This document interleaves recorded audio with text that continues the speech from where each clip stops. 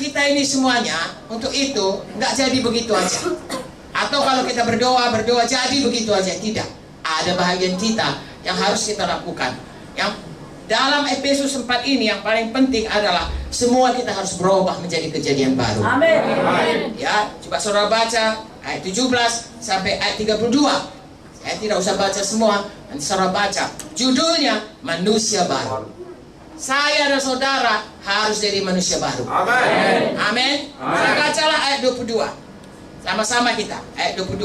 Yaitu bahwa kamu berhubung dengan kehidupan kamu yang dulu harus menanggalkan manusia lama, menemui kebinasaannya oleh nafsunya menyesatkan, supaya kamu dibaharui dalam roh dan pikiranmu, dan mengenakan manusia baru yang telah diciptakan menurut kehendak Allah dalam kebenaran dan kekudusan yang sesungguhnya. Begitu kita selamat, yang berubah terutama dalam roh kita, dalam hati kita. Kalau yang di luar ini, saudaraku, kalau pesek ya tetap pesek. Ya, kalau keriting tetap keriting, kalau hitam ya tetap hitam. Tidak gara-gara selamat lalu jadi seperti orang barat begitu, tidak. Tetapi di dalam ini berubah. Yang tadinya suka berdosa berhenti. Amin. Yang tadinya egois berubah menjadi mengasihi. Amin. Itu yang harus dibaharui hari lepas hari. Amin. Bagaimana caranya? Tadi kita sudah baca, saudaraku, bahwasanya kita itu harus diajari, dan sesudah diajari oleh firman Tuhan, oleh pemimpin-pemimpin kita, kita praktekkan apa yang diajari itu. Roma 12 ayat 2 berkata, barui pikiranmu. Contohnya, kalau saya dulu, saudaraku, punya pengertian sebelum selamat, saya ini nggak mau ganggu orang. Tapi kalau orang ganggu saya, selama hidup saya nggak mau lagi kawan sama dia. Kalau menurut di dunia itu baik, karena saya nggak rugi, nggak dirugikannya. Saya nggak mau ganggu orang, tapi saya jangan diganggu. Padahal di dalam Alkitab, manusia baru, kita harus selalu mengampuni. Kan kalau nggak mau lagi cabar, berarti kan nggak mengampuni. Dalam Alkitab harus selalu mengampuni. Nah itu contohnya. Saya berubah, saudaraku. Dulu nggak mau mengampuni, sekarang sudah mau mengampuni. Amin. Kalau nggak percaya nanti keluar saudara pijak kaki saya, pasti saya ampuni saudara. Atau saudara katakan yang jahat mengenai saya nggak akan marah, saya akan mengampuni saudara. Karena sudah diubahkan Tuhan. Ya, Tuhan mau kita berubah. Amin. Dari tidak sama kita manusia lama kita, tetapi yang manapun itu kita harus berubah.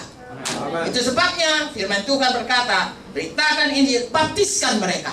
Amin. Kenapa dibaptis? Pada waktu saya dan saudara dibaptis, begitu kita lahir baru harusnya langsung dibaptis. Mengapa? Karena pada waktu baptisan kita proklamirkan, saya bukan lagi yang lama, saya sudah jadi manusia. Haleluya.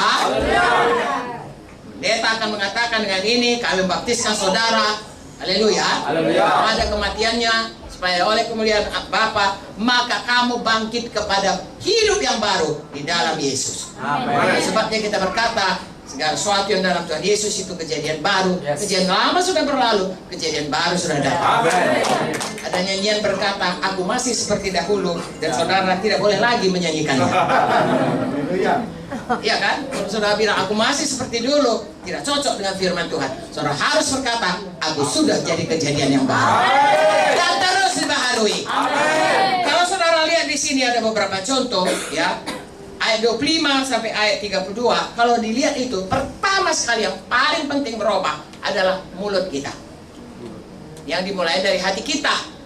Ayat 25 berkata, buanglah dusta. Berkatalah benar seorang kepada yang lain, karena kamu sama anggota.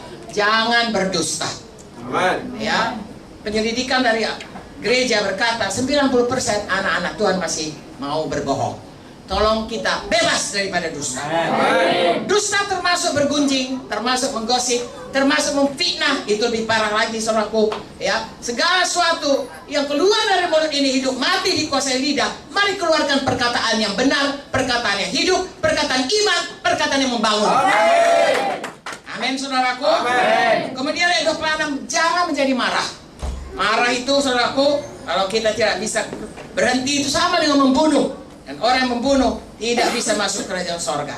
Ayat 26, kalau kamu marah, ya janganlah sampai kamu berbuat dosa, matahari terbenam sebelum padam amarahmu. Dengan kata lain, semua kita harus mau mengampuni. Amin. Jangan beri kesempatan kepada iblis. Kalau kita tidak mengampuni, kita beri kesempatan kepada iblis. Sebab firman Tuhan dalam doa Bapa kami, ampunilah kami Tuhan, sebagaimana kami mengampuni orang lain. Dikatakan lagi dalam Matius 6 itu, kalau kita tidak mengampuni, Tuhan pun tidak mengampuni kita. Kalau Tuhan tidak mengampuni kita, apapun doa kita, Tuhan tidak bisa menolong kita. Karena Tuhan berkata, bukannya tanganku terlalu pendek, telingaku terlalu peka, kurang mendengar, tetapi dosamu sebagai penghalang. Oleh sebab itu, mari mengampuni, mari mengampuni. Amen. Jangan marah. Amen. Berhentilah marah. Kalaupun orang itu jahat, saudaraku, ada cara Tuhan untuk kita tetap di dalam damai sejahtera dan dalam kebenaran mengampuni mereka. Haleluya. Kemudian saudaraku, ayat 29, janganlah ada perkataan kotor keluar dari mulutmu. Pakailah perkataan baik untuk membangun di mana perlu, supaya mereka yang mendengarnya beroleh kasih karunia. Haleluya. Jadi apapun ya, selanjutnya katakan ya, jangan kamu mendukakan Roh Kudus. 31, segala kepahitan, kegeraman, kemarahan buang. Yang 32, hendaklah kamu ramah, bukan marah, ramah. Penuh kasih mesra, saling mengampuni, sebagaimana Allah dalam Kristus telah mengampuni kamu. Hidup mati dikuasai lidah. Amin. Sidang GKI Semarang Timur, tolong biasakan semua mengeluarkan perkataan kehidupan. Amin. Perkataan iman. Amin. Perkataan yang memberi pengharapan. Amin. Perkataan yang membangun. Amin. Perkataan yang mempersatukan. Amin. Kalau sempat keluar, minta ampun saudaraku, ganti. Haleluya. Haleluya. Ubahkan hidup kita menjadi hidup baru, di mana setiap perkataan adalah perkataan yang membangun, memberikan kasih karunia, perkataan yang memberi kehidupan. Amin. Haleluya. Haleluya. Saya percaya saudaraku, ini jadi dalam sidang ini. Saya melihat saudara terus bertumbuh. Saudara setia mau berubah di dalam Tuhan. Bagaimana supaya kita tetap bisa bertumbuh? Semua kita tahu kita harus lengket sama Tuhan.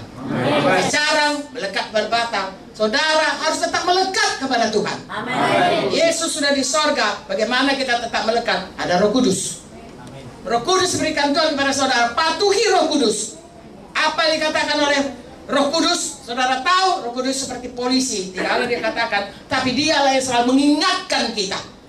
Saudaraku, kalau saudara langgar lampu merah, Pak polisi prit, nggak langsung dihukum, diingatkan. Bapak langgar tadi ya, saya beri peringatan. Betul? Nah, saudara kemudian berbuat apa? Diingatkan. Saudaraku, jangan dilanggar terus, nanti ditangkap polisi. Kalau di dalam dunia, saudaraku, dalam kehidupan kita, kalau kita langgar, yang mengambil kesempatan adalah setan untuk membuat segala macam hal untuk menyulitkan kita. Karena apa? Karena kita tidak mau bertobat. Saudaraku, mari semua kita bersungguh-sungguh hati mau dekat, melekat kepada Tuhan. Dengan tetap patuh kepada Roh Kudus. Satu lagi, patuh pada firman Tuhan. Amin.